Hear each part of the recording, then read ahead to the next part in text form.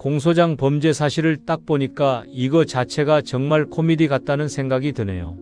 한결 씨, 윤 대통령 재판 오늘부터 본인이 기록해.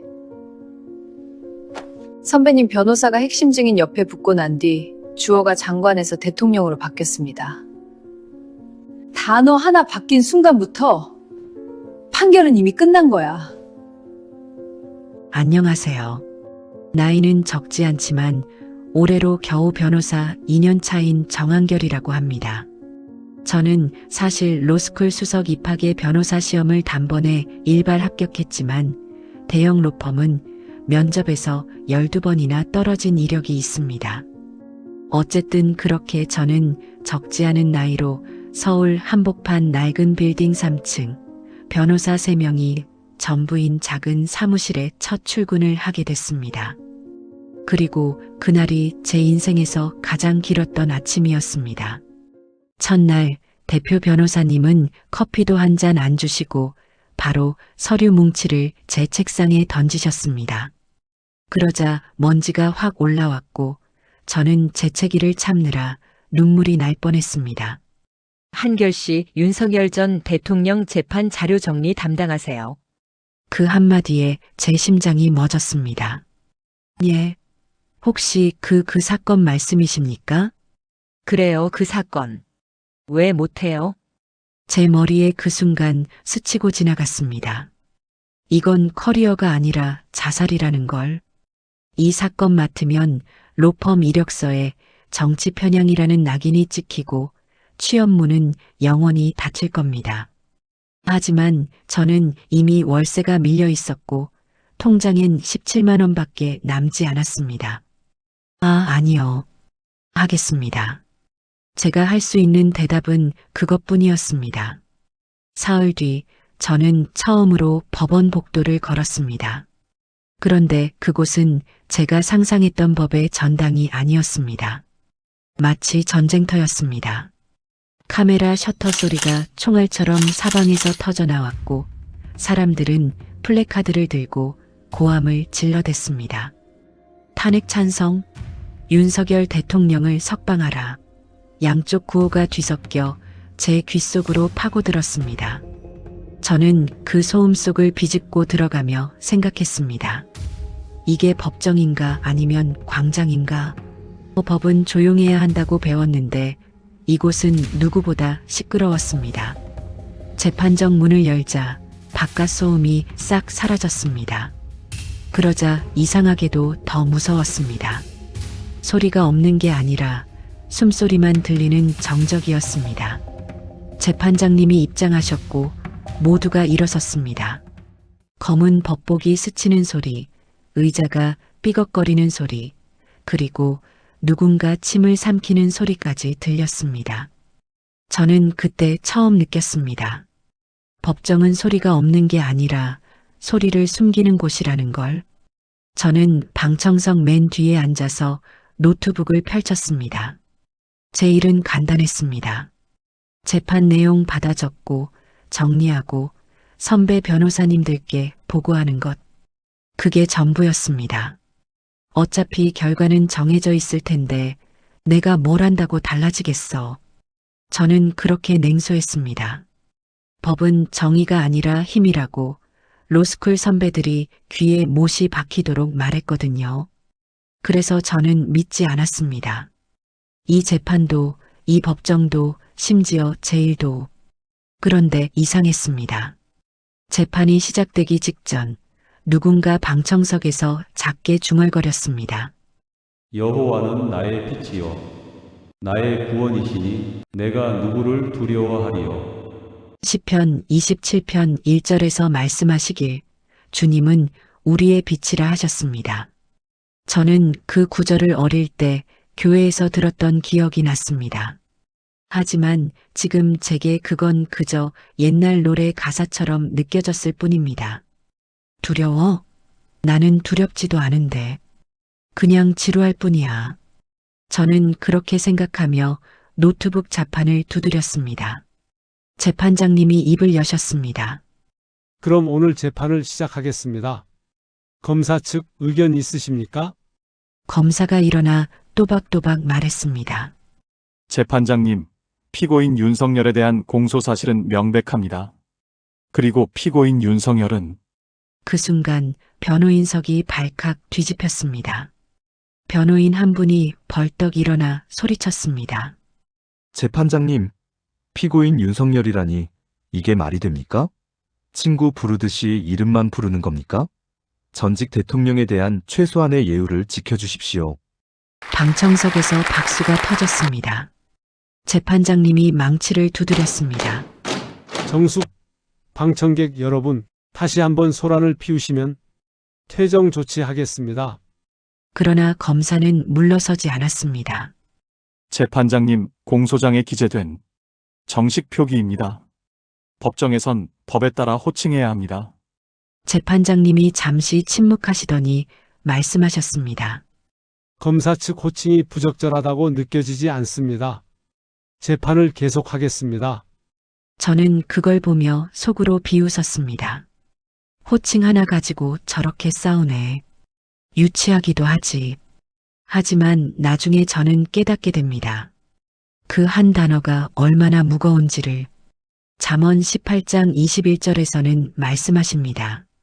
죽고 사는 것이 혀의 힘에 달렸나니 혀를 쓰기 좋아하는 자는 그 열매를 먹으리라.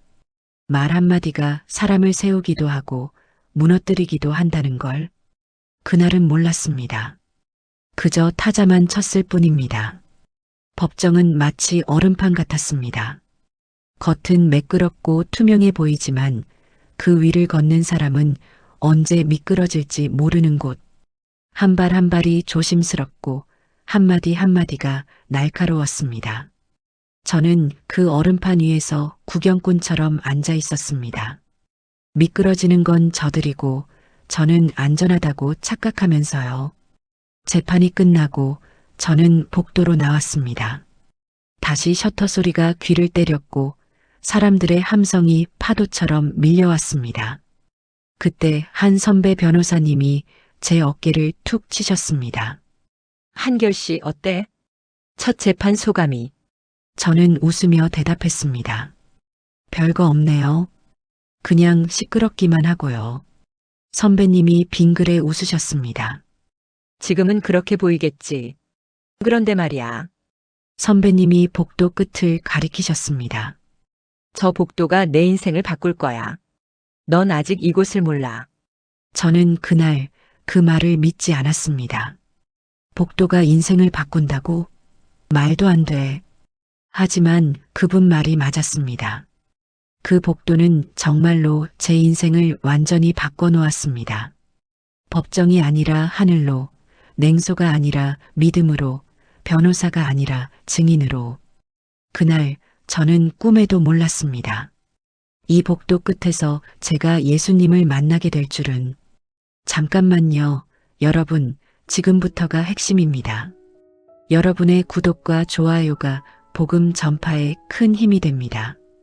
곧 있을 윤석열 대통령님 재판 첫 결과의 석방을 기원하신다면 개신지역명과 아멘이란 댓글로 화답해 주세요. 이틀 뒤 저는 다시 그 법정에 앉아 있었습니다. 같은 자리, 같은 노트북, 같은 냉소. 그런데 오늘은 공기가 더 무거웠습니다. 재판장님이 들어오시고 검사가 일어섰습니다. 그리고 그분이 또박또박 말했습니다. 재판장님, 검사는 피고인에 대하여 총 징역 10년을 구형합니다. 총 징역 10년. 그 네 단어가 법정을 가득 채웠습니다.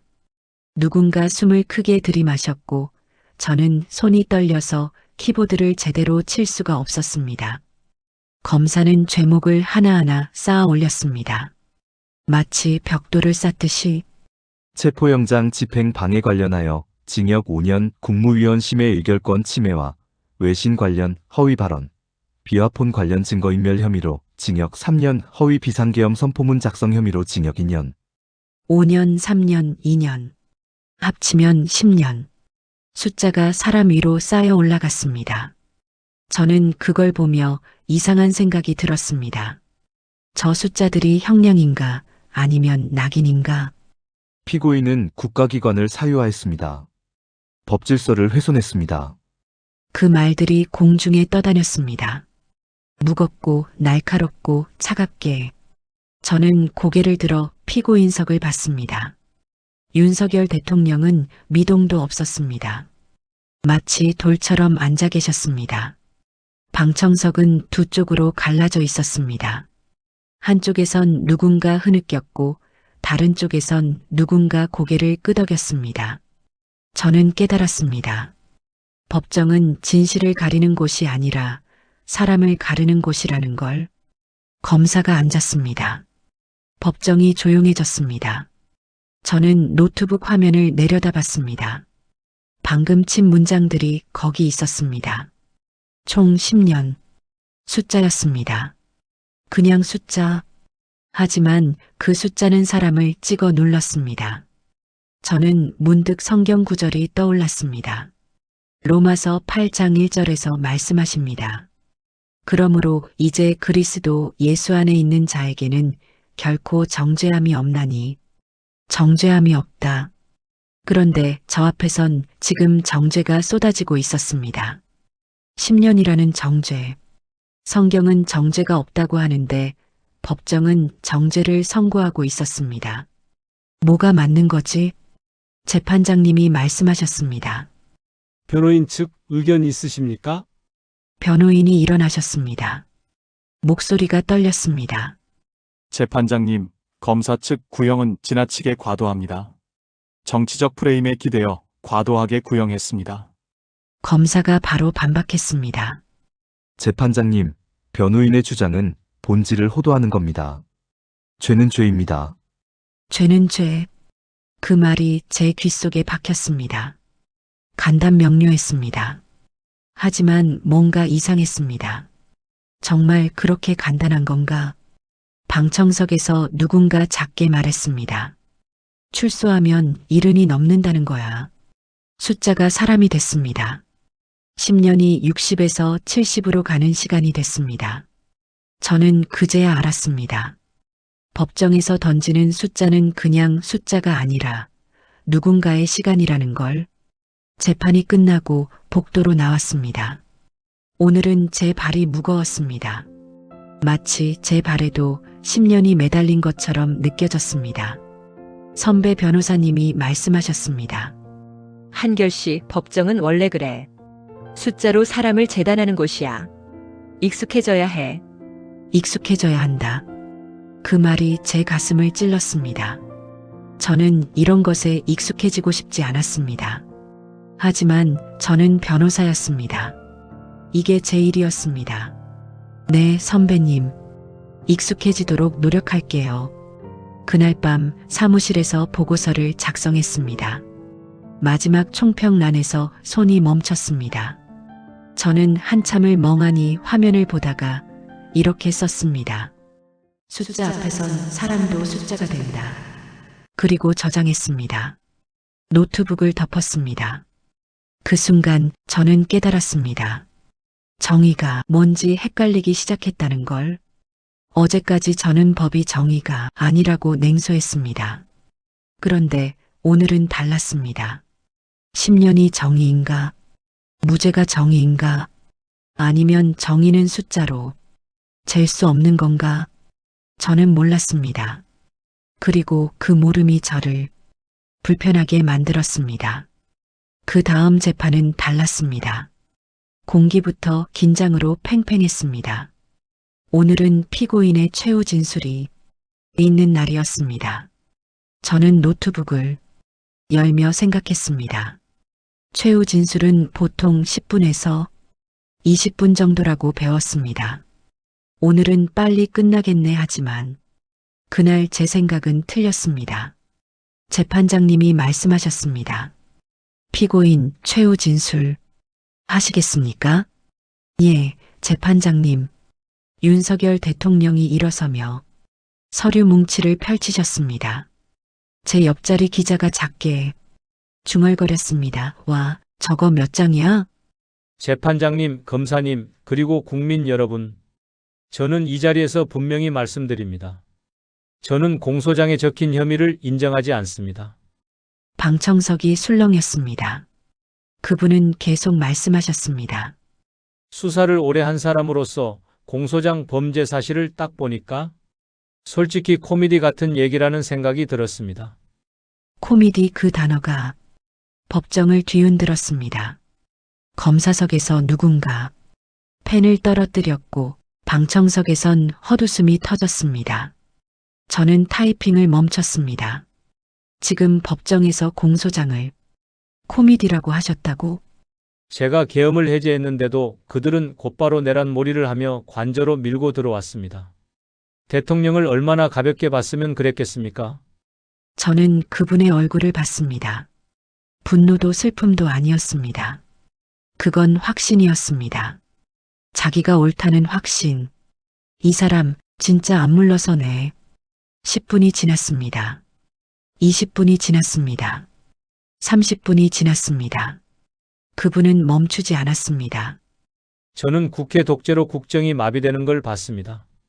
권력 분립과 의회민주주의 같은 헌정 질서가 무너지는 걸 심각하게 봤습니다.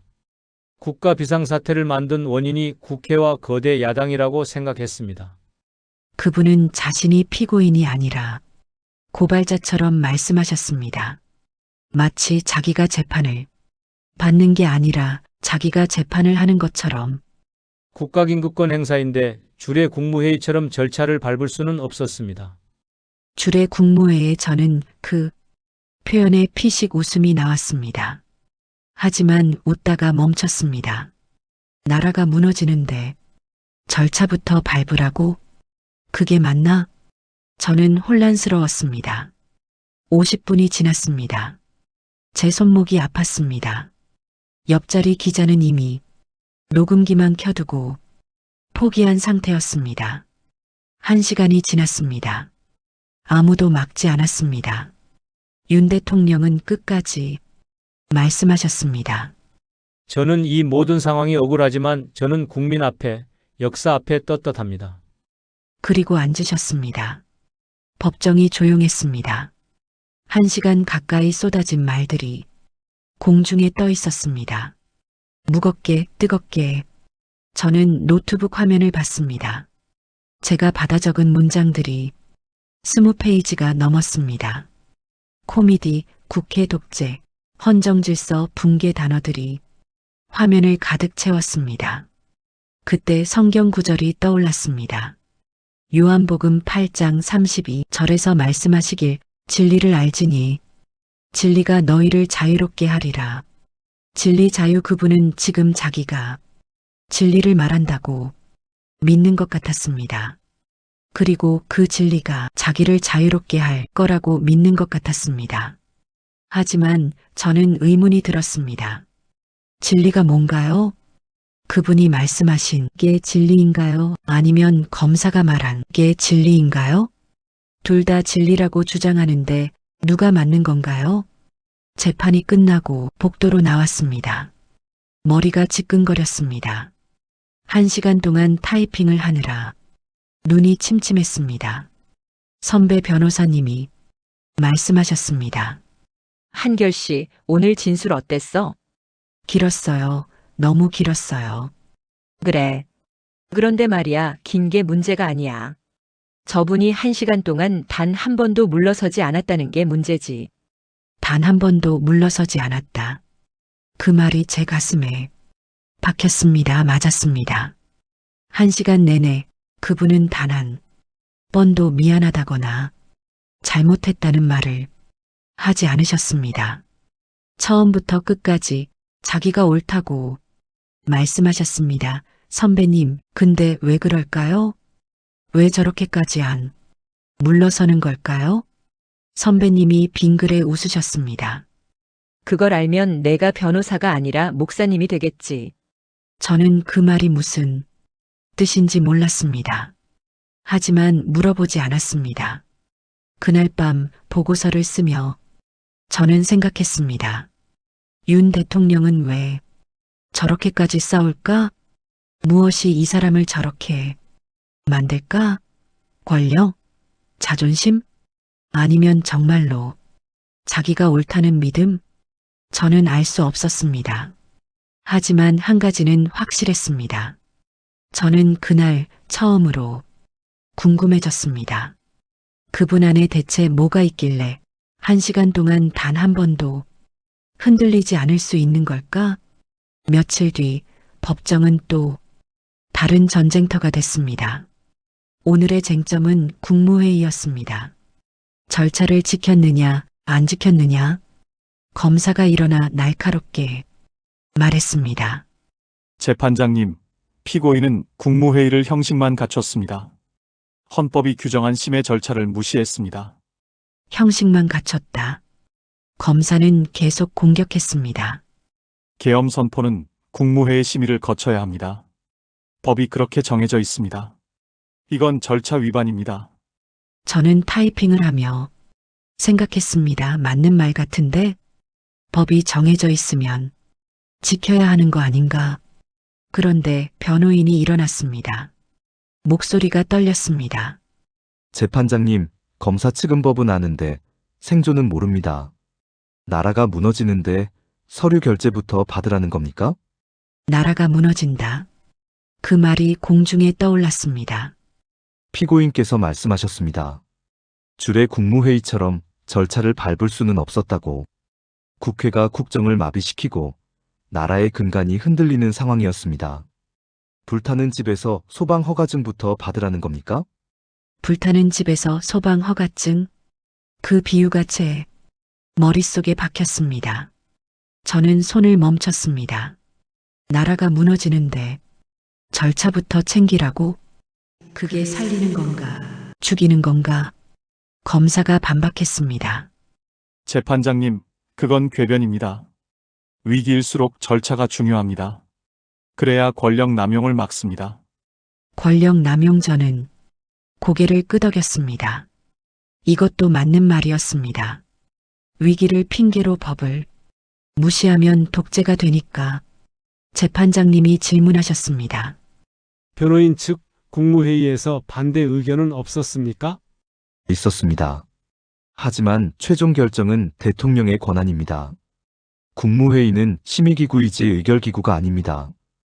검사가 다시 쏘아붙였습니다. 그렇다면 심의는 제대로 이루어졌습니까? 국무위원들이 충분히 의견을 개진할 시간이 있었습니까? 긴급 상황이었습니다. 국가 존망이 걸린 순간이었습니다. 그게 바로 형식만 갖췄다는 증거 아닙니까? 저는 머리가 아팠습니다. 누가 맞는 건지 모르겠었습니다. 아니, 둘 다 맞는 것 같았습니다. 법도 맞고 생존도 맞고. 그때 성경 구절이 떠올랐습니다. 전도서 3장 1 절에서 말씀하십니다. 범사에 기한이 있고 천하 만사가 다 때가 있나니 때. 저는 그 단어를 곱씹었습니다. 하나님은 만사의 때가 있다고 하셨습니다. 법정의 때가 있고 생존의 때가 있는 거 아닌가? 서류 결제할 때가 있고 나라를 구할 때가 있는 거 아닌가? 하지만 반대로 때를 핑계로 법을 어기면 안 되는 거 아닌가? 저는 문득 깨달았습니다. 이건 법의 문제가 아니라 생명의 문제라는 걸. 절차가 생명을 살리나 아니면 죽이나, 법이 나라를 지키나 아니면 무너뜨리나. 재판이 끝나고 복도로 나왔습니다. 선배 변호사님이 물으셨습니다. 한결 씨, 오늘은 어느 쪽이 설득력 있던데? 저는 솔직하게 대답했습니다. 모르겠어요. 근데 법이 사람을 살리는 건지 죽이는 건지 헷갈려요. 선배님이 잠시 침묵하시더니 말씀하셨습니다. 그게 법이 아니라 신앙의 영역일 수도 있어. 법은 규칙이지만 생명은 하나님 영역이니까. 생명은 하나님 영역. 그 말이 제 가슴에 박혔습니다. 맞았습니다. 법은 절차를 말하지만 하나님은 생명을 말씀하십니다. 법은 형식을 따지지만 하나님은 본질을 보십니다. 그날 밤 저는 보고서를 쓰며 기도했습니다. 처음으로 일하면서 기도했습니다. 주님, 법이 절차를 지키라고 하는데 나라가 무너지는데도 절차부터 밟아야 합니까? 아니면 생명을 구하기 위해 절차를 넘을 수 있습니까? 답은 들리지 않았습니다. 하지만 한 가지는 확실했습니다. 이 질문은 법정보다 더 높은 곳에서 판단되어야 한다는 것. 법과 생명, 절차와 구원, 형식과 본질. 그 사이에서 우리는 어디에 서야 하는가? 저는 그때까지는 아직 몰랐습니다. 사무실로 돌아온 저는 자료 정리를 시작했습니다. 선배 변호사님이 지시하셨습니다. 한결씨, 곽증인 관련 진술 타임라인 좀 정리해봐. 뭔가 이상한 부분이 있는 것 같거든. 저는 엑셀 파일을 열었습니다. 날짜별로 정리하기 시작했습니다. 그런데 뭔가 이상했습니다. 12월 6일 무력 기록. 국회의사당 안인원을 빼내라는 취지의 말이 나왔다고 적혀 있었습니다. 12월 7일, 8일 기록도 비슷했습니다. 표현이 조금씩 흔들렸습니다. 인원, 요원, 의원. 그런데 12월 9일부터 뭔가 바뀌었습니다. 저는 화면을 확대했습니다. 지시의 주어가 장관에서 대통령으로 바뀌어 있었습니다. 며칠 전엔 장관이 지시했다였는데 12월 9일부턴 대통령이 지시했다로 바뀌었습니다. 저는 손을 멈췄습니다. 이거 뭔가 이상한데? 선배님, 이거 좀 보세요. 진술이 바뀌었어요. 선배님이 화면을 보시더니 눈을 가늘게 뜨셨습니다. 응, 바뀌었네. 주어가 완전히 바뀌었어. 기억이 명확해져서 주어가 바뀐다. 그게 말이 돼? 저는 다시 화면을 봤습니다. 며칠 사이 단어 하나가 바뀌었습니다. 그리고 그 단어 하나가 탄핵의 핵심이 됐습니다. 12월 10일 국회 증언 기록에선 더 강한 표현이 나왔습니다. 대통령이 직접 지시했다는 증언이 공개적으로 굳어졌습니다. 왜 하필 그 며칠 사이에? 한결씨, 변호인 기록도 찾아봐. 누가 언제 붙었는지. 선배님이 말씀하셨습니다. 한결씨, 이거 정리해서 보고서에 넣어. 난 조심해. 의혹 제기지 확정 사실은 아니니까. 저는 보고서를 작성했습니다. 객관적으로 팩트만, 날짜와 내용, 변화의 시점, 그리고 마지막에 한 줄 썼습니다. 진술 변경의 원인에 대한 추가 검토 필요. 그날 밤 저는 잠이 오지 않았습니다. 한 가지는 확실했습니다. 이 타임라인은 우연이 아니라는 것. 며칠이라는 시간 속에 뭔가 있다는 것. 저는 그날 깨달았습니다. 진실은 말 속에 있는 게 아니라 말이 바뀌는 타이밍 속에 있다는 걸. 며칠 사이 단어 하나가 바뀌었습니다. 그리고 나라 전체가 뒤집혔습니다. 다음 날 저는 더 깊이 파고들었습니다. 선배 변호사님이 추가 자료를 건네주셨습니다. 한결씨, 이것도 봐. 변호인 관련 기록이야. 저는 서류를 펼쳤습니다. 증인 씨의 변호인 관련 기록. 누가, 언제, 어떤 로펌에서 왔는지 적혀 있었습니다. 12월 7일, 첫 번째 변호인이 등장했습니다. 저는 로펌 이름을 봤습니다. 그리고 깜짝 놀랐습니다. 선배님, 이거, 이 로펌이요? 응, 봤어? 이 사람들, 탄핵 국회 측 대리인단 아니에요? 선배님이 고개를 끄덕이셨습니다. 맞아. 그래서 의혹이 나오는 거야. 저는 다시 서류를 봤습니다. 12월 7일 변호인 동행. 12월 9일 진술 주어 변경. 타이밍이 딱 맞았습니다. 선배님, 이거 우연이 아니죠? 글쎄, 우연일 수도 있고 아닐 수도 있고. 하지만 법정에서 이런 타이밍은. 선배님이 말끝을 흐리셨습니다. 저는 알았습니다. 의심할 만하다는 뜻이었습니다. 저는 계속 자료를 뒤졌습니다. 변호인 변경 기록도 있었습니다. 첫 번째 변호인이 떠나고 두 번째 변호인이 왔고 또 바뀌었습니다. 그 사이사이 진술도 조금씩 바뀌었습니다. 저는 엑셀에 정리했습니다.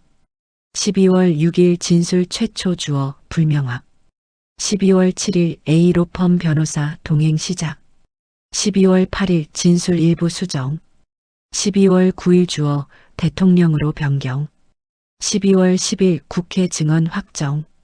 12월 12일 자수서 추가 작성 후 변호인 이탈. 퍼즐이었습니다. 변호인이 올 때마다 진술이 바뀌었고 변호인이 갈 때 진술이 굳어졌습니다. 선배님이 말씀하셨습니다. 한결씨, 이게 회유인지 조력인지는 모르겠어. 하지만 타이밍만큼은 분명해. 진술이 바뀔 때마다 누군가 옆에 있었다는 거. 진술이 바뀔 때마다 누군가 옆에 있었다. 그 말이 제 머릿속을 맴돌았습니다. 저는 법서적을 뒤졌습니다. 변호인의 역할, 피의자를 보호하고 조언하고 법적 권리를 알려주는 것. 그게 변호인의 일이었습니다. 하지만 진술을 바꾸는 것도 변호인의 역할인가요? 주어를 바꾸라고 조언하는 것도 법적 조력인가요? 저는 혼란스러웠습니다. 그때 성경 구절이 떠올랐습니다. 시편 119편 105절에서 말씀하시길 주의 말씀은 내 발의 등이요 내 길의 빛이니이다. 주의 말씀이 빛이다. 저는 그 구절을 곱씹었습니다.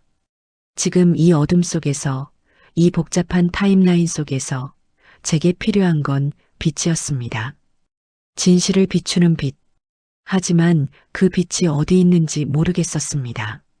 선배님이 커피를 건네주시며 말씀하셨습니다. 한결씨, 너무 깊이 파지 마. 우리는 변호사야. 진실을 밝히는 게 아니라 의뢰인을 변호하는 게 일이야. 하지만 선배님, 이건 명백히 이상하잖아요. 이상한 거랑 증명되는 건 달라. 우리한텐 증거가 없어. 타이밍만 있지. 증거가 없다. 맞는 말이었습니다. 저한테 있는 건 날짜와 타이밍 뿐이었습니다. 변호인이 왔다. 진술이 바뀌었다. 그게 전부였습니다. 인과관계는 없었습니다. 변호인이 왔기 때문에 진술이 바뀌었다고 증명할 수 없었습니다. 그냥 시간이 겹쳤을 뿐이라고 반박당할 수 있었습니다. 하지만 저는 믿지 않았습니다. 이게 우연이라는 걸. 선배님, 근데 이거 보고서에 넣어야 하지 않아요? 넣긴 넣되 조심해서 써야지. 의혹 제기 수준으로만. 사실 확인으로 쓰면 명예훼손 걸려. 저는 보고서를 다시 열었습니다. 그리고 한 문단을 추가했습니다. 진술 변경 시기와 변호인 동행 시기가 일치하는 정황이 발견됨. 단, 인과관계는 확인되지 않음. 추가 조사 필요. 객관적이고 조심스럽고 팩트만. 하지만 제 마음속엔 확신이 있었습니다. 이건 우연이 아니라고. 그날 저녁 저는 혼자 사무실에 남았습니다. 다른 사람들은 다 퇴근했고 저만 컴퓨터 앞에 앉아 있었습니다. 화면엔 타임라인이 떠 있었습니다. 날짜들, 이름들, 변화들. 그걸 보며 저는 기도했습니다. 주님, 진실을 보여주세요. 이 타이밍이 우연인지 계획인지, 변호인이 조력자인지 조종자인지, 제게 빛을 주세요. 답은 오지 않았습니다. 하지만 한 가지는 확실했습니다. 진술이 바뀌는 타이밍과 조력이 붙는 타이밍은 너무 잘 맞아떨어진다는 것. 그게 우연이든 계획이든 하나님은 아신다는 것. 저는 컴퓨터를 껐습니다. 그리고 중얼거렸습니다. 감추인 것이 드러나지 않을 것이 없고 언젠가 드러날 것입니다. 진실은 숨을 수 없으니까. 며칠 뒤 법정에 새로운 쟁점이 터졌습니다. 회유 논란이었습니다. 변호인 측 증인이 법정에 섰습니다. 그분이 말했습니다. 재판장님, 증인은 민주당 인사로부터 회유를 받았습니다. 진술을 바꾸면 도와주겠다는 제안을 받았습니다. 방청석이 술렁였습니다. 검사가 벌떡 일어났습니다. 재판장님, 증거가 있습니까? 구체적인 증거 없이 회유를 주장하는 건 명예훼손입니다. 통화 기록이 있습니다. 접촉 사실이 확인됩니다. 접촉과 회유는 다릅니다. 변호인 조력을 회유라고 몰아가는 겁니까? 말들이 칼처럼 오갔습니다. 저는 타이핑을 하며 생각했습니다. 회유인가, 조력인가? 어떻게 구분하지? 재판이 끝난 후 기자들이 증인을 둘러쌌습니다. 저도 복도에서 그 장면을 봤습니다. 곽 전 사령관님, 회유 받으셨습니까? 증인이 고개를 저었습니다. 아닙니다. 회유가 아니라 제 의사였습니다. 제가 양심에 따라 진술을 바꾼 겁니다. 제 의사, 양심. 그 단어들이 복도에 울렸습니다. 사무실로 돌아온 저는 선배님께 물었습니다. 선배님, 회유와 조력을 어떻게 구분해요? 선배님이 한숨을 쉬셨습니다. 한결 씨, 그게 제일 어려운 거야. 겉으론 똑같거든. 둘 다 도와주겠다고 말하니까. 그럼 뭐로 판단해요? 의도지. 진짜 도우려는 건지 아니면 이용하려는 건지. 근데 그 의도는 당사자만 알아. 증명할 수가 없어. 저는 제가 정리한 타임라인을 다시 펼쳤습니다. 날짜들, 변호인들, 진술 변화들. 그걸 보며 저는 깨달았습니다. 중요한 건 누가가 아니라 언제라는 것을. 누가 회유했는지는 증명할 수 없습니다. 당사자가 부인하면 끝이니까요. 하지만 언제 진술이 바뀌었는지는 명확합니다. 날짜는 거짓말하지 않으니까요. 저는 보고서에 정리했습니다. 회유 여부는 확인 불가. 그러나 다음 사항은 객관적 사실임.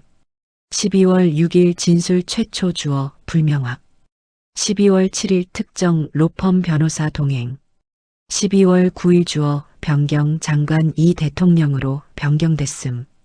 12월 10일 국회 증언 확정. 선배님이 보고서를 보시더니 고개를 끄덕이셨습니다. 좋아. 이렇게 써야 해. 팩트만 정리하고 판단은 법원에 맡기는 거야. 그날 밤 저는 성경을 펼쳤습니다. 잠언 29장 25절 말씀입니다. 사람을 두려워하면 올무에 걸리게 되거니와 여호와를 의지하는 자는 안전하리라. 사람을 두려워하면 올무에 걸린다. 저는 그 구절을 곱씹었습니다. 증인은 누구를 두려워했을까요? 거대당을 두려워했을까요? 아니면 대통령을 두려워했을까요? 아니면 양쪽 다 두려워했을까요? 두려움이 진술을 바꿨을까요? 아니면 양심이 진술을 바꿨을까요? 저는 알 수 없었습니다. 사람의 마음은 깊어서 누구도 완전히 알 수 없으니까요. 하지만 한 가지는 확실했습니다. 하나님은 아신다는 것. 회유였든 조력이었든 두려움이었든 양심이었든 하나님은 다 아신다는 것. 선배님이 퇴근하시며 말씀하셨습니다. 한결 씨, 집 가. 너무 파지 마. 우리가 할 수 있는 건 여기까지야. 선배님, 근데 진실은 어떻게 밝혀져요? 시간이 지나면 드러나. 거짓말은 오래 못 가거든. 언젠가 누군가 말해. 저는 컴퓨터를 정리하며 생각했습니다. 맞습니다. 진실은 말로 끝나지 않습니다. 기록으로 남아야 합니다. 회유를 받았다, 안 받았다. 그건 말입니다. 증명할 수 없는 말. 하지만 12월 7일 변호인이 왔다. 12월 9일 진술이 바뀌었다. 그건 기록입니다. 부인할 수 없는 기록. 저는 보고서를 저장하고 사무실 불을 껐습니다. 복도를 걸으며 중얼거렸습니다. 진실은 기록으로 남는다. 그리고 그 기록은 언젠가 모든 것을 밝힐 것입니다. 사람은 거짓말할 수 있지만 시간은 거짓말하지 않으니까요. 하나님은 모든 타이밍을 기록하십니다. 그분 앞에선 아무것도 숨길 수 없습니다. 저는 그 사실이 두렵기도 하고 위로가 되기도 했습니다. 어느 날 아침 사무실에 긴장이 돌았습니다. 대표 변호사님이 급하게 회의를 소집하셨습니다. 오늘 재판부에 기한 연기 신청을 냅니다. 선배 변호사님들이 고개를 끄덕였습니다. 저는 손을 들었습니다. 왜요? 무슨 일 있어요? 대표님이 한숨을 쉬셨습니다. 한결 씨, 지금 재판 속도가 비정상이야. 구속기간 만료일이 1월 18일이거든. 근데 선고일을 1월 16일로 잡았어. 그게 왜 문제예요? 이틀 차이야. 구속 풀리기 이틀 전에 선고한다는 거야.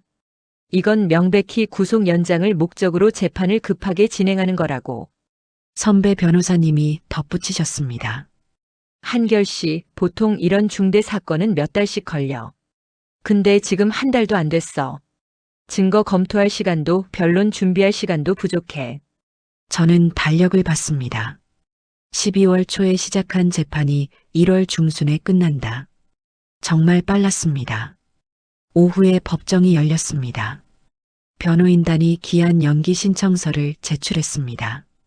재판장님, 현재 재판 일정은 너무 촉박합니다. 충분한 변론 준비 시간이 필요합니다.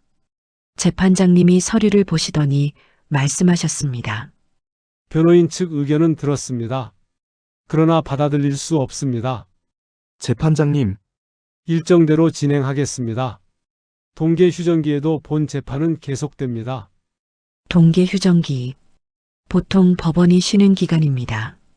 근데 이 재판만 계속한다는 겁니다. 변호인이 다시 호소했습니다. 재판장님, 이건 피고인의 방어권을 침해하는 겁니다. 정상적인 재판 절차가 아닙니다. 변호인 측 주장은 기록에 남기겠습니다. 하지만 일정은 변경하지 않습니다. 다음 기일은 1월 9일 결심 공판입니다. 망치가 내려쳤습니다. 끝이었습니다. 복도로 나온 변호인단은 침통했습니다. 저는 선배님 옆에서 걸었습니다. 선배님, 왜 저렇게 급하게 가는 거예요? 선배님이 쓴웃음을 지었습니다. 한결 씨, 구속기간 만료일 보면 답 나와. 1월 18일 되면 석방이야. 그 전에 선고해서 형을 확정시켜야 구속이 계속되는 거지. 그럼 이건 응, 속전속결이야. 석방 못 시키려고 급하게 밀어붙이는 거야. 저는 충격을 받았습니다. 재판이 정의를 위한 게 아니라 구속 연장을 위한 거라니. 그날 밤 사무실은 전쟁터였습니다. 선배 변호사님들이 밤을 새워 변론 준비를 했습니다. 저도 자료 정리를 도왔습니다. 새벽 3시 한 선배님이 책상에 엎드려 계셨습니다. 지친 목소리로 중얼거리셨습니다. 이건 재판이 아니야. 통과 의뢰야. 결과는 이미 정해져 있어. 통과 의뢰. 그 말이 제 가슴에 박혔습니다.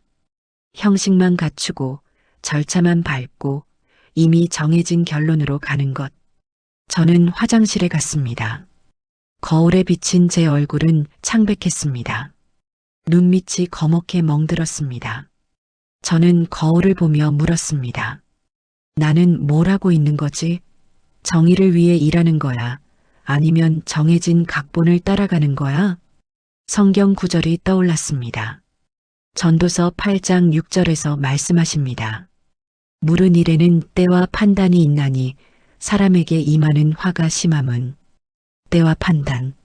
하나님은 만사의 때가 있다고 하셨습니다. 그런데 사람들은 자기 때대로 재판을 급하게 밀어붙입니다. 하나님의 때가 아니라 사람의 때로. 저는 기도했습니다. 처음으로 화장실에서 기도했습니다. 주님, 이게 맞습니까? 이렇게 급하게 가는 게 정의입니까? 구속 연장을 위해 재판을 서두르는 게 법입니까? 답은 오지 않았습니다. 하지만 제 마음은 무거웠습니다. 사무실로 돌아왔습니다. 선배님들은 여전히 서류와 씨름하고 계셨습니다. 밤새 준비한 변론 자료들. 하지만 시간이 부족했습니다. 대표 변호사님이 말씀하셨습니다. 다들 고생 많아. 근데 솔직히 말할게. 우리가 아무리 준비해도 시간이 모자라. 이런 속도로 가면 제대로 된 변론이 안 돼. 한 선배님이 물었습니다. 그럼 어떻게 해요? 최선을 다하는 수밖에.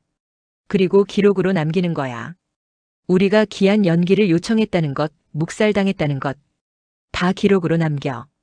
기록으로 남긴다. 지금 당장은 이길 수 없어도 언젠가 누군가 이 기록을 보게 될 것입니다. 저는 그 순간 깨달았습니다. 이 재판은 시작부터 선고일이 정해져 있었다는 것을. 1월 16일 구속 만료 이틀 전.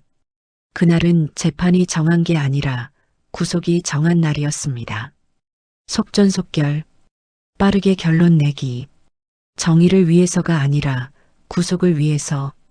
저는 그날 밤 법에 대한 믿음이 조금 더 흔들렸습니다. 2026년 1월 1일, 새해 첫날이었습니다. 저는 사무실에 혼자 나왔습니다. 다른 사람들은 다 쉬었지만 저는 1월 16일 첫 선고 준비 때문에 쉴 수가 없었습니다. 컴퓨터를 켜자 뉴스 알림이 떴습니다. 윤석열 지지 집회, 새해 첫날에도 계속. 저는 클릭했습니다. 화면엔 사람들이 가득했습니다.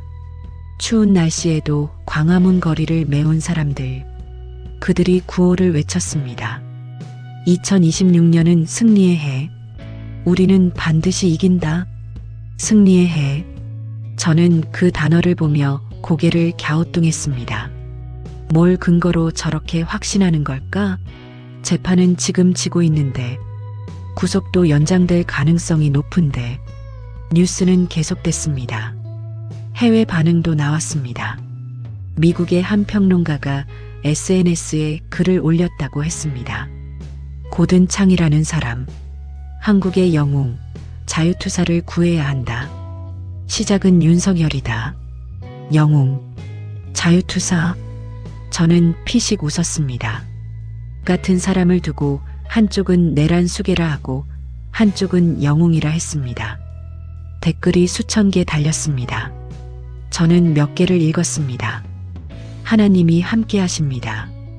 반드시 이깁니다. 기도합니다. 주님께서 역사하실 것입니다. 2026년은 하나님의 해입니다. 기도, 하나님, 승리. 신앙의 언어들이 정치의 언어와 뒤섞여 있었습니다. 저는 불편했습니다. 하나님을 이렇게 쓰는 게 맞나? 정치적 승리를 위해 하나님을 부르는 게 신앙인가? 하지만 한편으론 이해도 됐습니다. 법정에서 질 때 사람들은 법정보다 높은 곳을 찾게 됩니다. 재판에서 희망이 없을 때 하늘에서 희망을 찾게 됩니다. 저는 창밖을 봤습니다. 새해 첫날 아침이었습니다. 해가 떠올랐습니다. 새로운 해, 새로운 시작. 그때 문자가 왔습니다. 선배 변호사님이었습니다. 한결 씨 새해 복 많이 받아.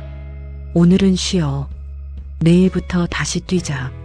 저는 답장했습니다. 선배님도 새해 복 많이 받으세요. 근데 전 오늘 좀 더 정리할게요. 너무 무리하지 마. 건강이 먼저야. 저는 문자를 덮고 다시 서류를 펼쳤습니다. 하지만 집중이 안 됐습니다. 머릿속에 계속 그 구호가 맴돌았습니다. 2026년은 승리의 해. 승리.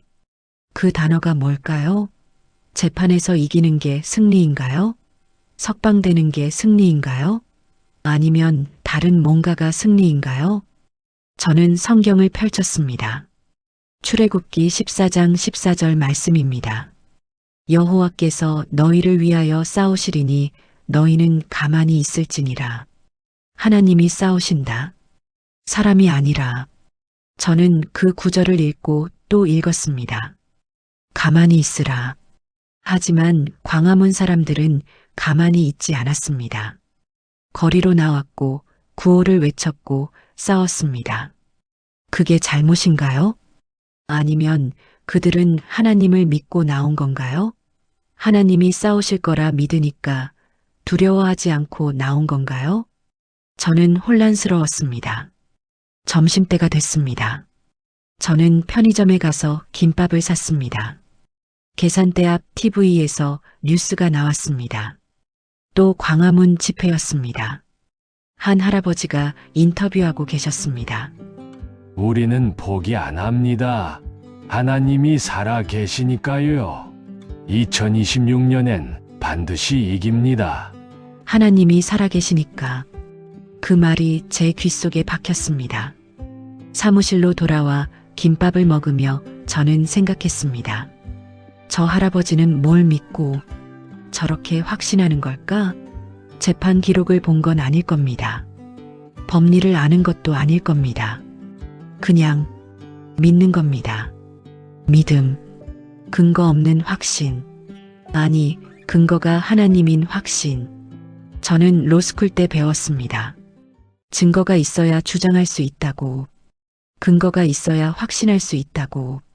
그런데 저 사람들은 증거도 근거도 없이 확신했습니다. 그게 신앙인가요? 아니면 맹신인가요? 저는 알 수 없었습니다. 하지만 한 가지는 확실했습니다. 저들은 법정의 판결을 기다리는 게 아니라 하늘의 응답을 기다린다는 것. 해가 저물었습니다. 새해 첫날이 끝나가고 있었습니다. 저는 창밖을 보며 중얼거렸습니다. 승리는 누가 정하는 걸까? 법정입니까? 하늘입니까? 답은 오지 않았습니다. 하지만 1월 16일은 다가오고 있었습니다. 선고일. 그날 우리는 알게 될 것입니다. 법정이 이겼는지, 하늘이 이겼는지, 아니면 둘 다 다른 승리를 말하는지. 저는 컴퓨터를 껐습니다. 집에 가야 했습니다. 새해 첫날쯤은 쉬어야 한다고 어머니가 전화하셨으니까요. 하지만 마음은 무거웠습니다. 2026년 승리의 해라고 사람들은 말했지만 저는 확신할 수 없었습니다.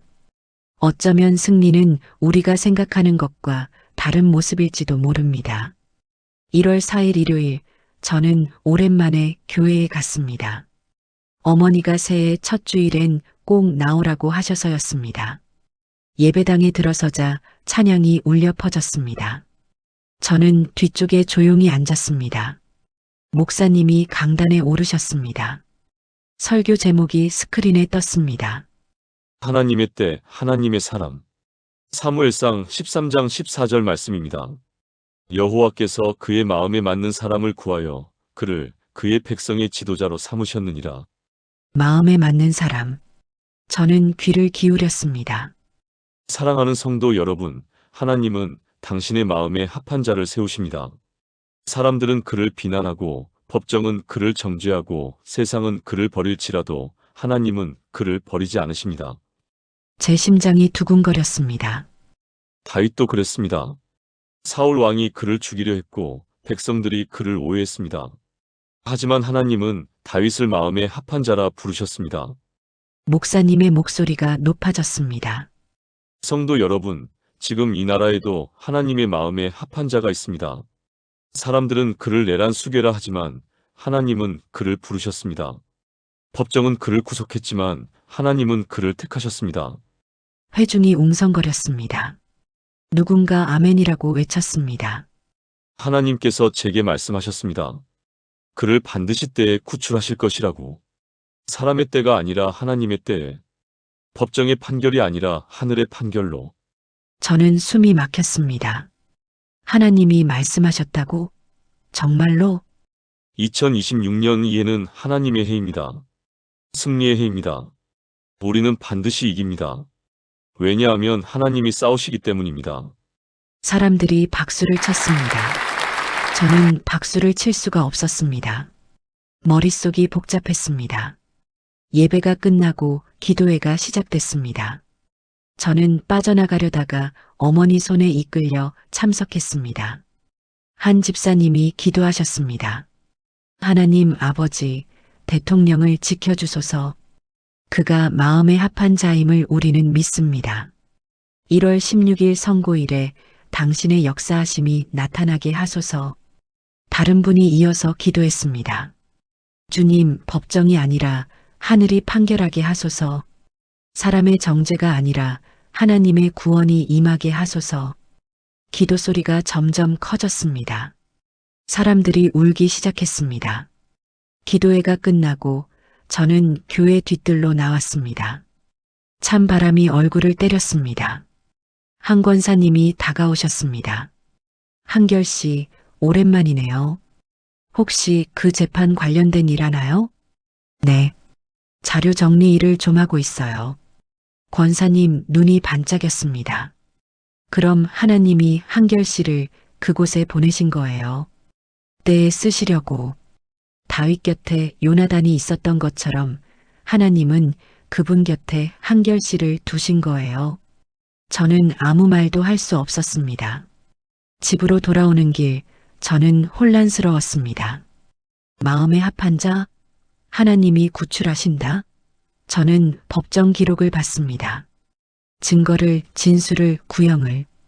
어디에도 무죄의 근거가 보이지 않았습니다. 그런데 하나님이 구출하신다고?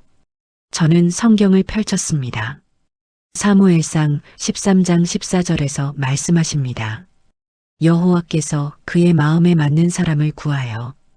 다윗, 하나님의 마음에 합한 자. 하지만 다윗도 죄를 지었습니다. 간음도 하고 살인도 했습니다.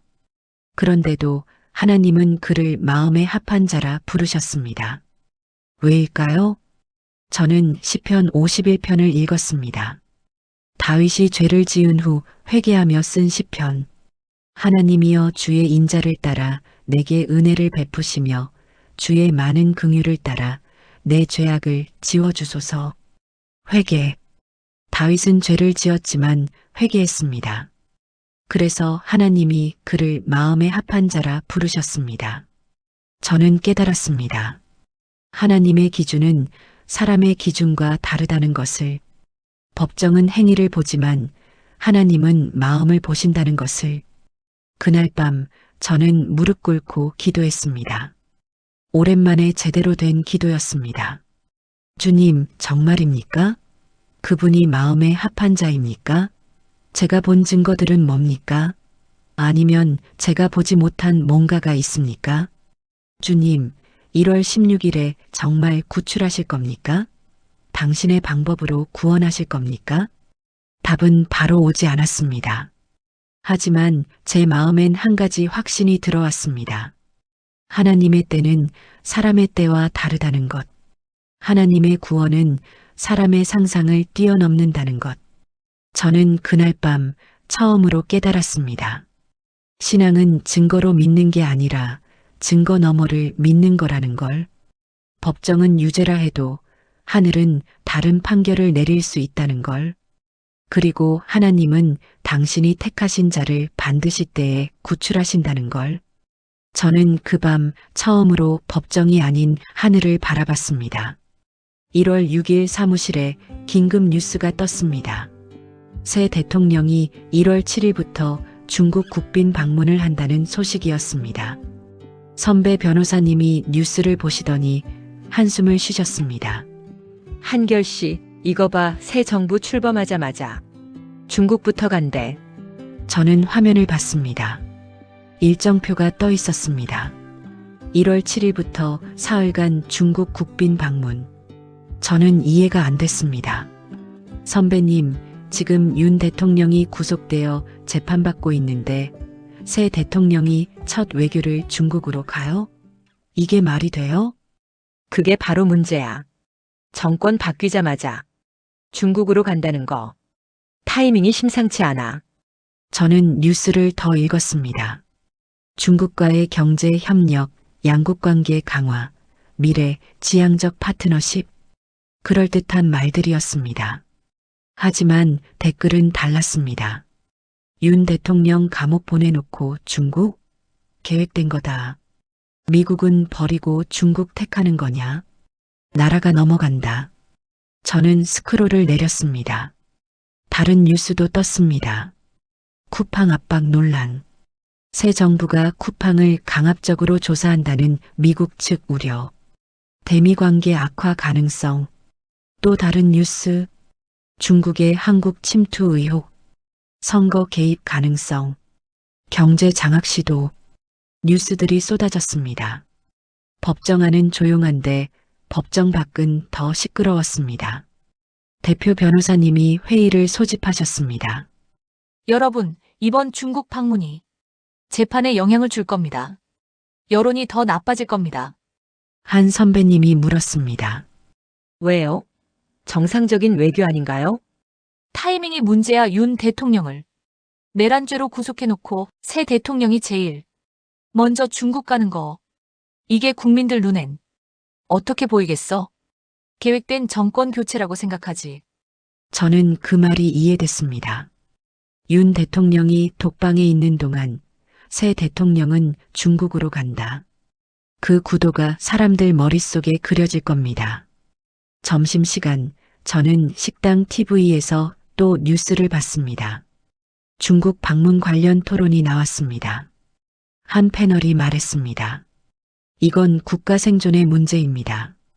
새 정부가 출범하자마자 미국이 아닌 중국을 택했다는 신호입니다. 윤 전 대통령을 제거하고 친중 정부를 세운 거 아닙니까? 다른 패널이 반박했습니다. 과장하지 마십시오. 중국과의 관계도 중요합니다. 경제 협력은 필수입니다.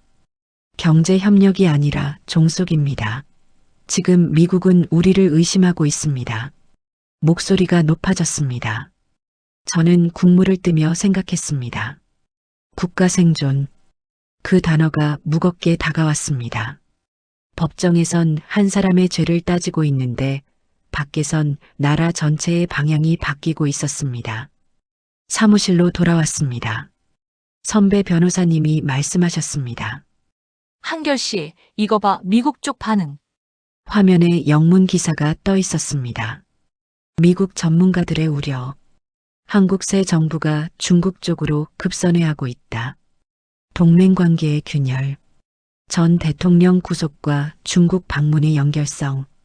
선배님, 이게 진짜예요? 과장 아니에요? 글쎄, 과장일 수도 있고 진짜일 수도 있고. 근데 문제는 인식이야. 세계가 그렇게 보기 시작했다는 게 문제지. 저는 창밖을 봤습니다. 서울 하늘은 맑았습니다. 평화로워 보였습니다. 하지만 그 평화 아래 뭔가가 완전히 바뀌고 있었습니다. 그날 저녁 저는 성경을 펼쳤습니다. 이사야 41장 10절에서 말씀하십니다. 두려워하지 말라. 내가 너와 함께 함이라. 놀라지 말라. 나는 내 하나님이 됨이라. 내가 너를 굳세게 하리라. 두려워하지 말라. 내가 너와 함께 함이라. 저는 그 구절을 읽고 또 읽었습니다. 하나님은 두려워하지 말라고 하셨습니다. 함께 하신다고 하셨습니다. 하지만 현실은 두려웠습니다. 윤 전 대통령은 독방에 있고 새 대통령은 중국에 가고 미국은 의심하고 나라는 방향을 바꾸고 이게 함께 하심인가요? 이게 도우심인가요? 저는 기도했습니다. 주님, 나라가 어디로 가고 있습니까? 법정 안에서 한 사람을 재판하는 동안 밖에선 나라 전체가 넘어가고 있는 건 아닙니까? 주님, 목사님 말씀대로 정말 때에 주님께서 구출하실 겁니까? 마음에 합한 자라 하셨는데 지금 그분은 독방에 있고 새 정부는 중국입니다. 답은 들리지 않았습니다. 하지만 한 가지는 확실했습니다. 이건 단순히 한 사람의 재판이 아니라는 것. 나라 전체의 운명이 걸린 문제라는 것. 다음 날 아침 뉴스에 중국 방문 사진이 떴습니다. 새 정부 대통령이 중국 주석과 악수하는 사진. 활짝 웃는 얼굴들. 댓글이 폭발했습니다. 저 웃음 뒤에 거래가 있었다. 내란죄 만들어서 윤 전 대통령 제거하고 중국 가는 거 시나리오다.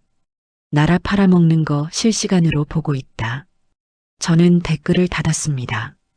더 이상 보고 싶지 않았습니다. 선배님이 말씀하셨습니다. 한결씨, 이제 1월 16일 선고는 단순한 판결이 아니야. 이건 나라가 어느 쪽으로 갈 것인가를 보여주는 신호탄이 될 거야. 저는 고개를 끄덕였습니다. 맞았습니다. 선고는 단순히 한 사람의 유무죄가 아니었습니다. 나라의 방향, 나라의 미래를 결정하는 날이었습니다. 법정 안은 조용했습니다. 하지만 법정 밖은 더 시끄러웠습니다. 그리고 그 소음 속에서 저는 깨달았습니다. 하나님의 함께하심은 조용함이 아니라 폭풍 속에서도 흔들리지 않는 것이라는 걸. 두려워하지 말라. 내가 너와 함께 함이라. 그 말씀이 제 마음에 박혔습니다. 1월 8일 새벽 3시 사무실엔 저 혼자였습니다. 창밖은 깜깜했고 형광등만 밝았습니다. 책상 위엔 서류 더미가 쌓여 있었습니다. 1월 9일 결심 공판 준비 자료, 변론 요지, 증거 목록, 최후 진술 초안 다 봐야 했습니다. 하지만 눈에 들어오지 않았습니다. 저는 커피를 마셨습니다. 오늘만 5잔째였습니다. 손이 떨렸습니다. 카페인 때문인지 피로 때문인지 몰랐습니다. 모니터를 봤습니다. 제가 정리한 타임라인이 떠 있었습니다. 12월 6일부터 1월 6일까지 한 달. 그 한 달 동안 나라가 뒤집혔습니다. 진술 변경, 변호인 동행, 속전속결 재판, 새 정부 출범, 중국 방문. 모든 게 연결돼 있었습니다. 퍼즐처럼. 하지만 그 퍼즐을 맞춰서 뭐가 달라졌나요? 아무것도 안 달라졌습니다. 기한 연기는 묵살됐고, 재판은 예정대로 진행됐고, 선고일은 다가오고 있었습니다. 저는 키보드를 쳤습니다. 보고서를 쓰려고 했습니다. 하지만 첫 문장부터 막혔습니다. 결론. 결론이 뭡니까? 제가 한 달 동안 본 게 뭡니까? 정의입니까? 진실입니까? 저는 키보드를 내려쳤습니다. 탁! 소리가 텅 빈 사무실에 울렸습니다. 정의? 진실? 다 거짓말이야. 제 목소리가 떨렸습니다. 난 그냥 월급쟁이일 뿐이야. 아무것도 바꿀 수 없어. 눈물이 났습니다. 참으려 했지만 안 됐습니다. 한 달 동안 참았던 게 터져 나왔습니다. 저는 로스쿨 때 배웠습니다. 변호사는 정의를 실현한다고, 법은 진실을 밝힌다고. 하지만 거짓말이었습니다. 변호사는 그냥 서류나 정리하는 사람이었습니다. 법은 그냥 힘 있는 사람 편이었습니다. 정의는 없었습니다. 진실도 없었습니다. 제 핸드폰이 울렸습니다. 선배 변호사님이었습니다. 새벽 3시에 여보세요? 한결 씨, 아직도 사무실이야? 네. 자료 정리하고 있어요. 집 가. 지금 당장. 근데 내일 결심 공판인데요. 선배님이 한숨을 쉬셨습니다. 한결 씨, 솔직히 말할게. 우리가 아무리 준비해도 소용없어. 결과는 이미 정해져 있어. 정해져 있다. 그 말이 제 가슴을 찔렀습니다. 그럼 왜 하는 거예요? 왜 우리는 밤새워 준비하는 거예요? 기록으로 남기려고. 우리가 최선을 다했다는 걸. 언젠가 누군가 이 기록을 볼 거야. 전화가 끊겼습니다. 저는 핸드폰을 내려놓았습니다. 기록으로 남긴다. 하지만 기록이 뭘 바꿉니까? 기록은 그냥 종이일 뿐입니다. 저는 책상에 엎드렸습니다. 이마가 차가운 책상에 닿았습니다. 나는 왜 이 일을 하나? 중얼거렸습니다. 나는 뭘 위해 여기 있나? 그때 옆 책상에 놓인 성경이 보였습니다. 선배 변호사님 성경이었습니다. 저는 그걸 집어들었습니다. 아무 페이지나 펼쳤습니다. 시편 51편이 나왔습니다. 17절 말씀입니다. 하나님께서 구하시는 제사는 상한 심령이라 하나님이여 상하고 통회하는 마음을 주께서 멸시하지 아니하시리이다. 상한 심령, 상하고 통회하는 마음. 저는 지금 상했습니다. 완전히 부서졌습니다. 한 달 동안 본 것들이, 느낀 것들이 저를 완전히 무너뜨렸습니다. 하나님은 이런 마음을 멸시하지 않으신다고 했습니다. 오히려 이런 제사를 구하신다고 했습니다. 주님, 처음으로 진짜 기도했습니다. 저는 무너졌습니다. 아무것도 할 수 없습니다. 정의도 모르겠고 진실도 모르겠습니다. 저는 그냥 월급쟁이일 뿐입니다. 변호사가 아니라 서류 정리나 하는 사람입니다. 눈물이 성경책에 떨어졌습니다. 근데 왜 저를 여기 보내셨습니까? 왜 이 복도를, 이 법정을, 이 재판을 보게 하셨습니까? 답은 오지 않았습니다. 하지만 제 마음은 이상하게 조금 가벼워졌습니다. 저는 성경을 덮었습니다. 그리고 컴퓨터를 껐습니다. 선배님 말대로 집에 가야 했습니다. 가방을 챙기며 창밖을 봤습니다. 동이 트기 시작했습니다. 새벽이었습니다. 그날 밤 저는 무너졌습니다. 중얼거렸습니다. 완전히 부서졌습니다. 사무실 문을 잠그며 저는 몰랐습니다. 내일 모든 게 바뀔 거라는 걸. 아니, 오늘. 몇 시간 뒤 제가 예수님을 만나게 될 줄은. 저는 비틀거리며 엘리베이터를 탔습니다. 집에 가서 한두 시간이라도 자야 했습니다. 아침 9시 결심 공판에 가려면 엘리베이터가 내려갔습니다. 1층, 지하 1층, 주차장. 문이 열렸습니다. 저는 주차장으로 걸어갔습니다. 제 차가 보였습니다. 하지만 그 차까지 가는 게 너무 멀게 느껴졌습니다. 조금만 버티자. 스스로에게 말했습니다. 하지만 제 몸은 이미 한계였습니다. 저는 몰랐습니다. 몇 시간 뒤 제게 일어날 일을, 그리고 그 일이 제 인생 전체를 바꿀 거라는 걸.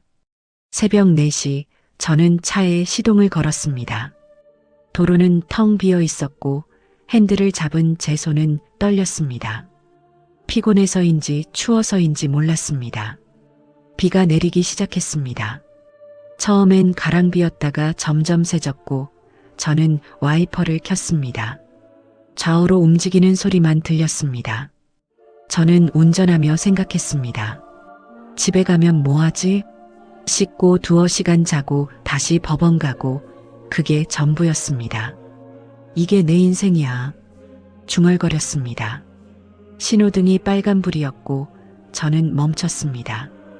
빗소리가 차를 두드렸고 톡톡톡 리듬처럼 들렸습니다. 그러자 눈이 감겼습니다. 아, 안 돼. 깨어 있어야 해. 저는 볼을 때렸습니다. 정신 차려. 조금만 가면 집이야. 신호등이 파란불로 바뀌었고 저는 출발했습니다.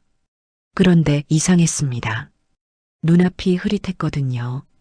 빗물 때문인가 아니면 눈물 때문인가. 저는 한 손으로 핸들을 잡고 한 손으로 눈을 비볐습니다. 그 순간이었습니다. 앞에서 불빛이 번쩍였고 트럭이 차선을 넘어오고 있었습니다. 저는 핸들을 너무 급하게 꺾었습니다. 차가 미끄러졌고 브레이크를 밟았지만 멈추지 않았습니다. 타이어 소리가 귀를 찢었습니다. 충격이 왔고 제 몸이 앞으로 튕겼습니다. 에어백이 터졌고 하얀 가루가 눈을 가렸습니다. 그리고 고요했습니다. 저는 눈을 떴습니다. 아니, 뜬 것 같았습니다. 차 안이 보였는데 에어백과 깨진 유리와 구겨진 본넷이 있었습니다. 그런데 이상했습니다. 제가 차 안에 있지 않았거든요. 저는 위에 떠 있었습니다. 아래를 내려다봤더니 제 차가 전봇대에 박혀 있었고 차 안에 누군가 있었습니다. 저였습니다. 고개가 옆으로 꺾여 있었고 눈을 감고 있었으며 피가 흘렀습니다. 아! 저는 소리를 냈습니다. 아니, 낸 것 같았는데 목소리가 들리지 않았습니다. 저는 공중에 떠 있었고 중력도 무게도 없었습니다. 그때 빛이 보였습니다. 멀리서 터널처럼 생긴 빛이었습니다. 저는 그쪽으로 끌려갔고 아니 걸어갔습니다. 다리로 걷는 게 아니라 그냥 움직였습니다. 빛이 점점 가까워졌고 따뜻했으며 눈부셨지만 눈이 아프지 않았습니다. 터널 끝에 누군가 서 계셨고 저는 걸음을 멈췄습니다. 아니, 멈춰졌습니다. 예수님이 저를 보고 계셨습니다. 한결아, 제 이름을 부르셨습니다. 목소리가 귀로 들린 게 아니라 마음으로 들렸고 저는 무릎이 꺾였습니다. 아니, 무릎을 꿇었습니다. 자동으로 주님, 주님이십니까? 그분이 미소 지으셨습니다. 대답 대신 미소였습니다. 저는 얼굴을 들 수가 없었는데 눈부셔서가 아니라 경외스러워서였습니다. 한결아, 일어나라. 주님이 말씀하셨고 저는 떨리는 다리로 일어났습니다. 주님, 저는 말을 잇지 못했습니다. 뭐라고 해야 할지 몰랐습니다. 주님이 다가오셨습니다. 한 걸음, 두 걸음, 그리고 제 앞에 서셨습니다. 아직 때가 아니다. 때가 아니다. 저는 그 말의 뜻을 알았습니다. 죽을 때가 아니라는 뜻이었습니다. 주님, 저는 돌아가고 싶지 않습니다. 제 입에서 툭 튀어나왔습니다. 하지만 그건 솔직한 고백이었습니다. 너무 힘듭니다. 저는 아무것도 할 수 없습니다. 저는 무능합니다. 눈물이 났습니다. 여기서도 눈물이 나는구나. 주님이 제 얼굴을 보셨고 눈을 마주쳤습니다. 저는 그분의 눈을 봤는데 사랑이었습니다. 그냥 사랑. 판단도 정죄도 실망도 없었고 오직 사랑만 있었습니다. 한결아, 내가 지킨 것은 무엇이냐? 주님이 물으셨습니다. 저는 아무것도 못 지켰습니다. 정의를 지켰느냐? 아니요, 진실을 지켰느냐? 그것도 모르겠습니다. 주님이 고개를 끄덕이셨습니다. 그래, 너는 아무것도 지키지 못했다. 너는 무능했다. 그 말이 제 가슴을 찔렀지만 이상했습니다. 아프지 않았고 오히려 편했습니다. 인정받은 것 같았습니다. 하지만 한결아, 정의는 내가 지키는 게 아니다. 내가 이미 주었다. 정의는 하나님이 주신 것. 저는 고개를 끄덕였습니다. 시편 23편 4절 말씀이 떠올랐습니다. 내가 사망의 음침한 골짜기로 다닐지라도 해를 두려워하지 않을 것은 주께서 나와 함께 하심이라. 저는 지금 그곳에 있었지만 두렵지 않았습니다.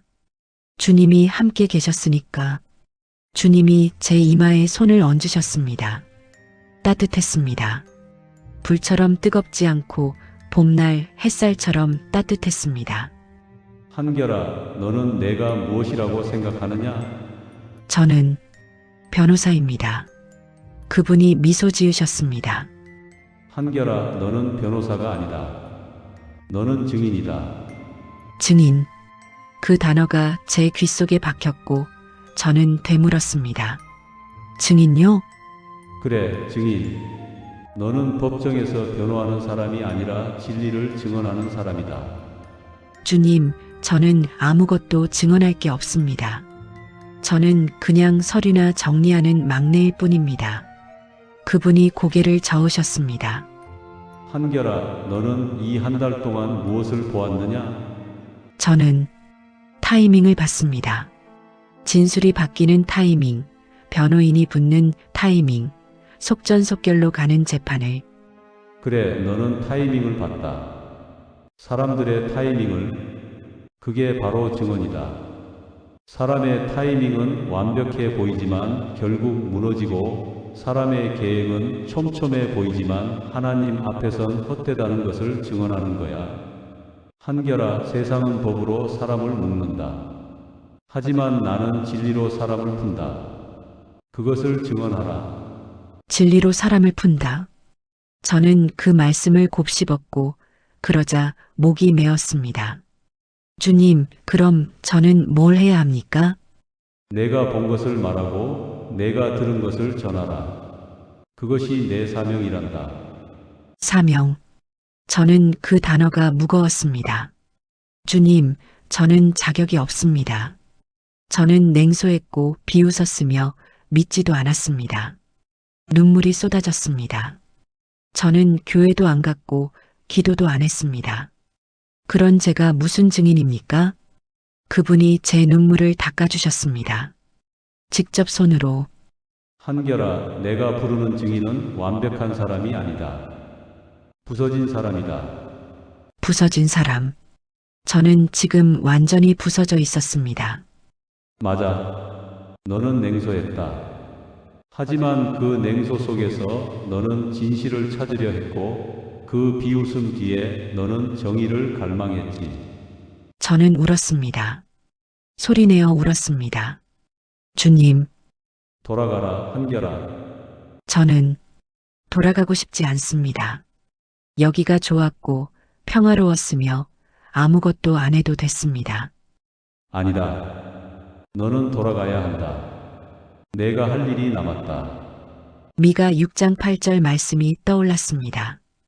여호와께서 내게 구하시는 것은 오직 정의를 행하며 인자를 사랑하며 겸손하게 내 하나님과 함께 행하는 것이 아니냐. 주님, 제가 할 수 있을까요? 너 혼자는 안 된다. 하지만 나와 함께라면 된다.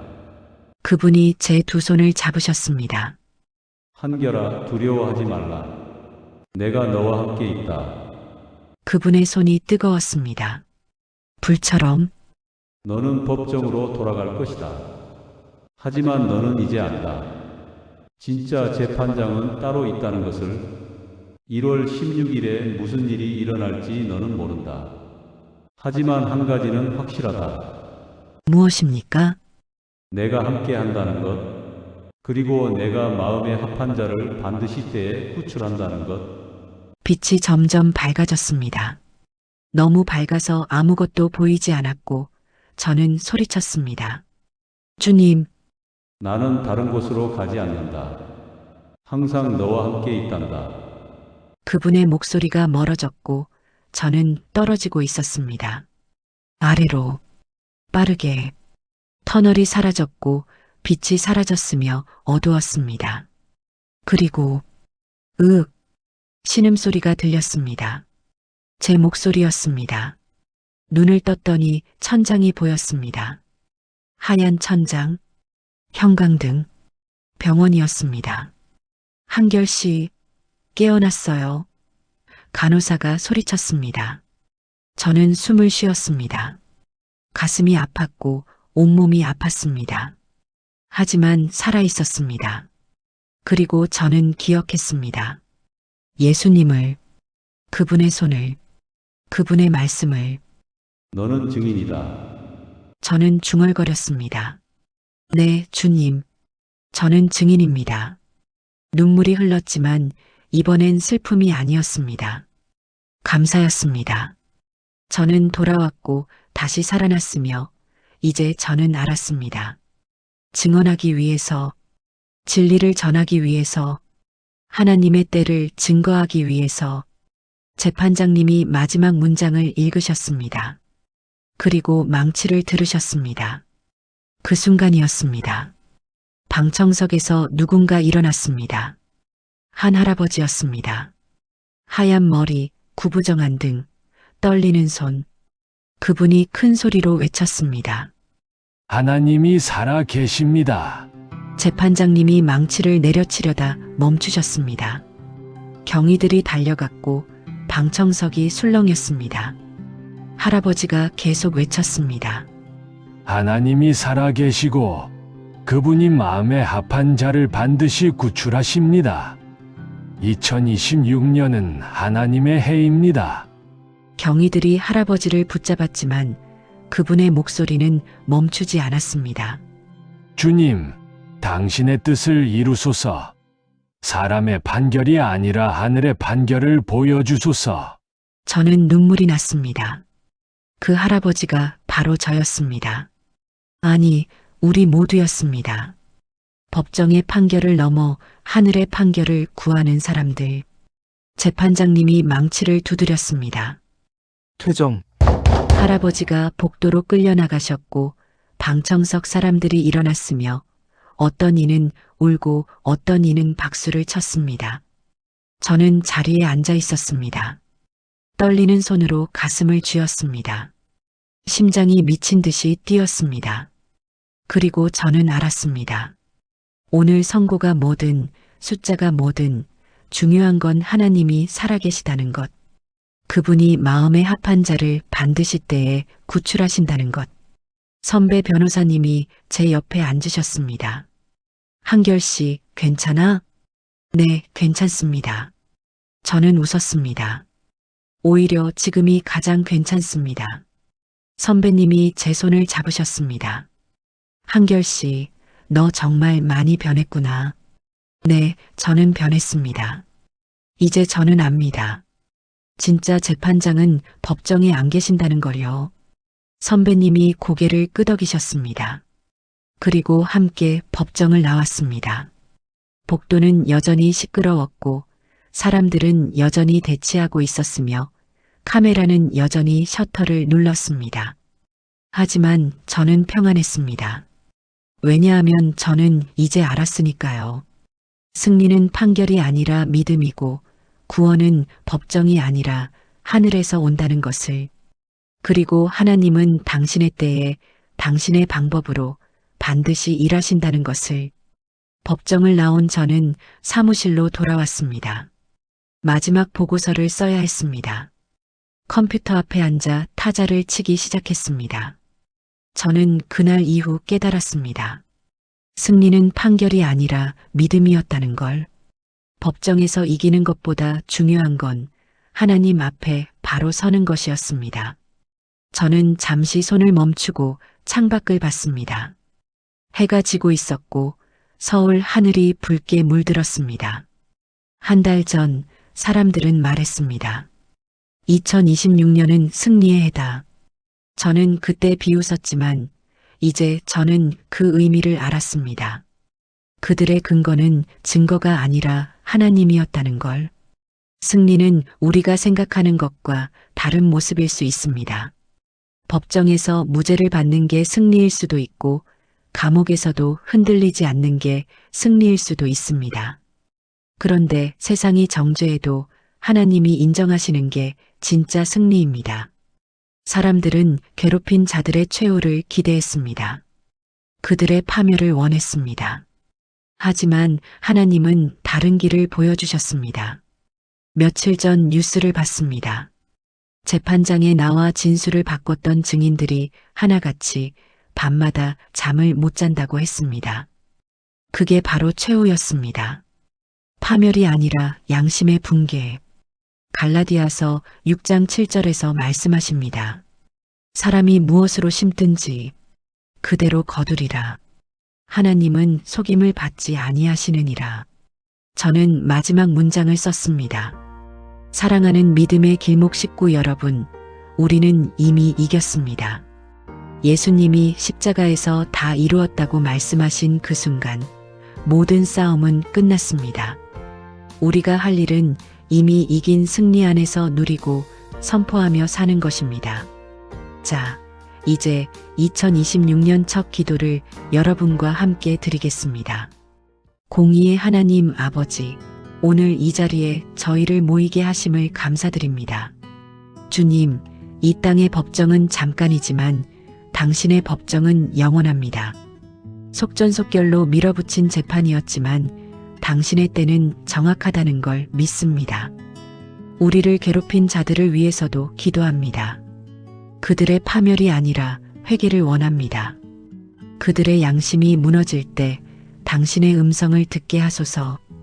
우리는 이미 십자가에서 이겼음을 선포합니다.